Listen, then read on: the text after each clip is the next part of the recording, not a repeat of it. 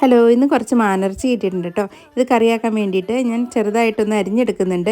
ഇത് നന്നായിട്ട് കഴുകിയതിന് ശേഷം ഒരു കുക്കറിലോട്ട് മാറ്റിയിട്ട് കുറച്ച് ഇഞ്ചി ചതച്ചതും പച്ചമുളകും വേപ്പിലയും ഉപ്പും മഞ്ഞൾപ്പൊടിയും കുരുമുളക് പൊടിയും കുറച്ച് നാരങ്ങ പിഴിഞ്ഞതും വെളിച്ചെണ്ണയും ചേർത്ത് നന്നായിട്ടൊന്ന് മിക്സ് ചെയ്തതിന് ശേഷം ഒരു മീഡിയം ഫ്ലെയിമിൽ 2 വിസിൽ മതിയാവും കേട്ടോ കുക്ക് ചെയ്യാനായിട്ട്.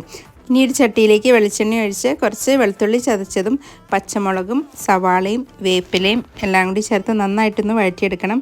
ഒരു തക്കാളി കൂടി അരിഞ്ഞ് ചേർക്കുന്നുണ്ട്. ഇനി കുറച്ച് ഉപ്പും മഞ്ഞൾപ്പൊടിയും മല്ലിപ്പൊടിയും കുറച്ച് ഗരം മസാലയും കൂടി ചേർത്ത് നന്നായിട്ടൊന്ന് മിക്സ് ചെയ്ത് വഴറ്റിയെടുക്കണം. ഇത് നന്നായിട്ട് പൊടികളെല്ലാം മൂത്ത് വരുമ്പം നമ്മൾ കുക്ക് ചെയ്ത് വെച്ച ഇറച്ചിയും കൂടി ചേർത്ത് ഒരു 10 മിനിറ്റോളം മീഡിയം ഫ്ലെയിമിലെടുത്ത് കുക്ക് ചെയ്യാം. ഇതിങ്ങനെ കുറച്ച് കുറുകിയ ചാറോട് കൂടി എടുക്കുന്നതായിരിക്കും ടേസ്റ്റ്. അപ്പോൾ എല്ലാവരും ക്രിസ്മസ് അടിച്ച് പൊളിക്കുക.